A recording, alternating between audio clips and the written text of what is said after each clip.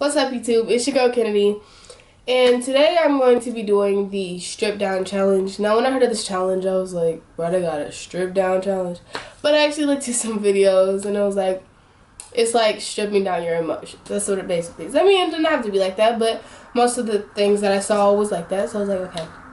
So it's basically a challenge where you have 10 minutes to talk about whatever you want, rant whatever you want, basically get everything that you said off or you want to say off your chest, and you cannot edit it. It's 10 minutes raw of pure me or whoever else is doing the challenge. And yeah, so I'm gonna be telling you stories that happened to me, and because a lot of things go wrong, but yeah, so I'm gonna go ahead and set my timer.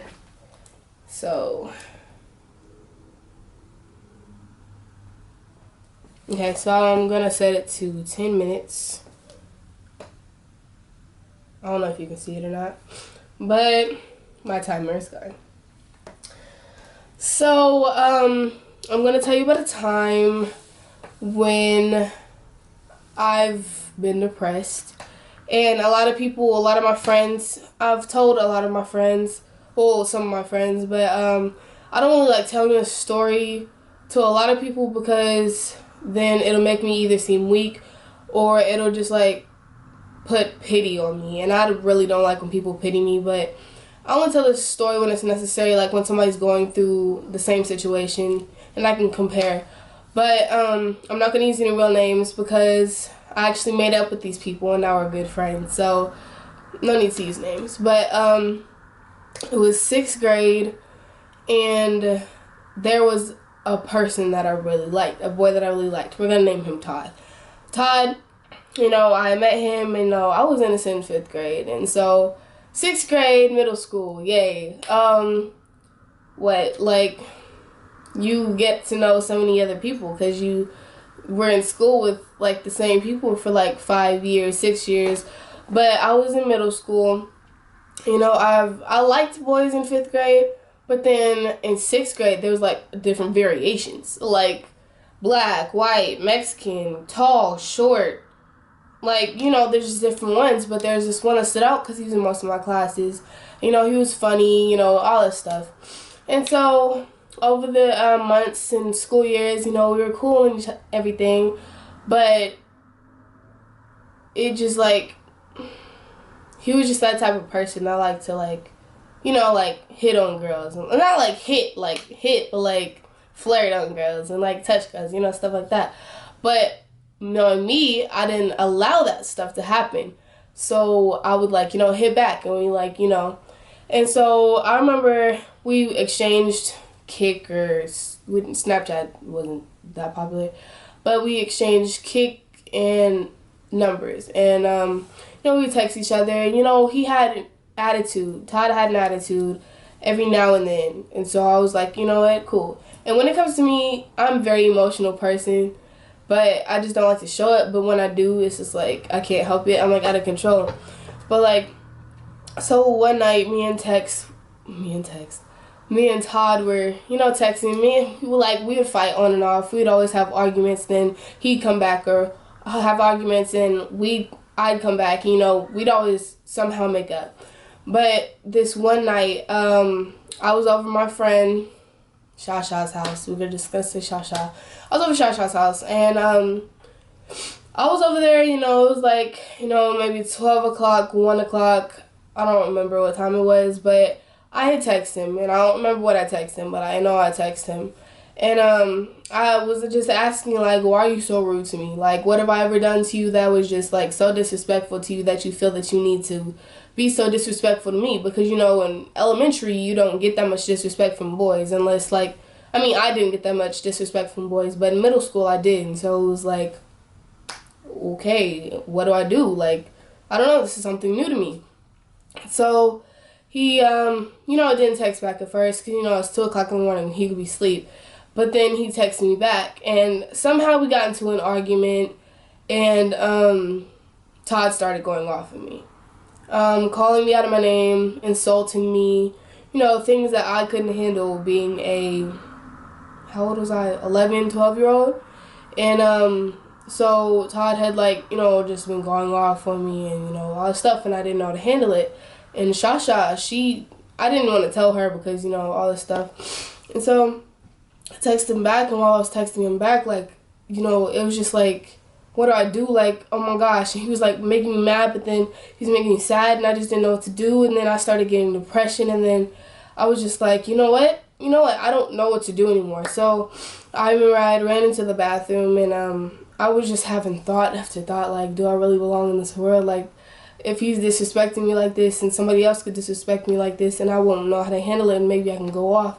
You know, I was just thinking, like, maybe if I overdose, I can just end all this.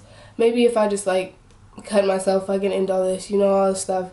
And so I didn't know what to do, and I locked myself in the bathroom, and I just laid there on the floor, and I was just crying, and I was like, what am I living for? Like, if people are going to be this disrespectful, then what's the whole point of me, like, living in, like, this world? Like, I don't want to live in this world and be disrespected and, you know, like, stuff like that. And so I laid there, and I was like, you know, crying, like, and Shasha comes knocking on the door, and she's like, are you okay? And I was like, no, I'm not okay. Like, I don't know what to do. I don't want to be here anymore. I don't, you know, and stuff like that. And so she was just like, you know, it's okay, you know, stuff like that.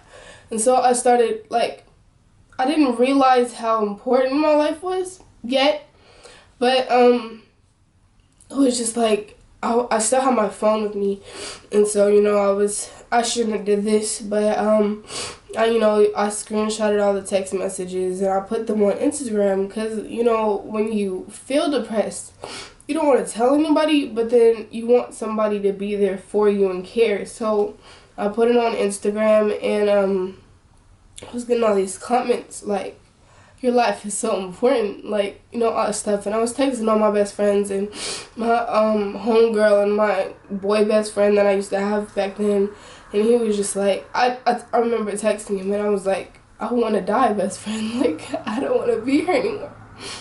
And he was like, don't do that, like, you know, I don't want to lose you and all this stuff. And then I remember my homegirl, she was like, she sent me a oh, get it together. She sent me a picture of myself, and she was like, what do you see? And I was like, I see a brave, beautiful girl who does not deserve to be treated like this, and does not deserve to be talked to like this, you know, stuff like that. And so, like, apparently one of my family members had seen it on Instagram, and so when I got home from Shasha's house, my mom, she gave me this long lecture, and she was just like telling me how important I was. And I mean, I noticed it, but other people notice it. And like, I know sometimes I have an attitude sometimes, or like I made it seem really mean, but I honestly don't try to be mean to anybody like that. I mean, unless I'm just playing around, because like, I'll be like playfully mean only to somebody that I know can handle it. Because if I know you can handle it, I'm not going to do that to you. Because me as a person, I really do care about people's emotions. And I put others before myself so much. And I know it may not seem like it, but it really does. Like, I hate hurting people.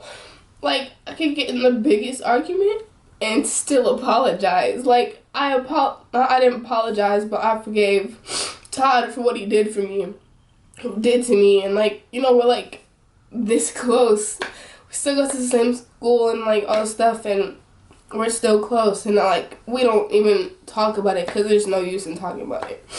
And you know, just like stuff like that. And like, I noticed, like, when my mom was talking to me, like, even my sister talking to me, she was like, your life is so important, and like, there's no point in you having such a life, like, and just wasting it for no reason. Like, what's the whole point of having a life and then you're like, one situation, one day, 1 hour, one night, you're just like, I just want to end it all. Like, you have so much more to live for, but you just can't see what's coming on. And so she was just like, don't think about yourself when you're in depression. You have to think about the other people around you.